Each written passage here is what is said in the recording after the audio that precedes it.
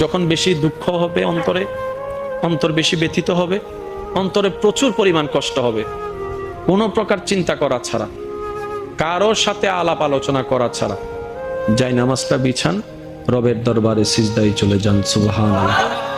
চোখটা বন্ধ করেন, চোখের পানি ছাড়তে থাকেন, মন হালকা হতে থাকবে, সিজদায় রবকে বলতে থাকেন, যা বলার বলতে থাকেন, যেভাবে বলার বলতে থাকেন।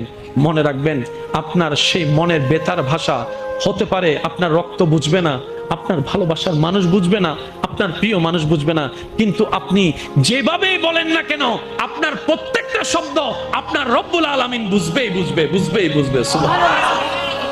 আপনি যখন ওনাকে দুঃখের কথা বলবেন, উনি আপনার দুঃখটাকে হালকা করে দিবে, সেই দুঃখের খবর প্রকাশ করে আপনাকে কখনো বেইজ্জত করবে না।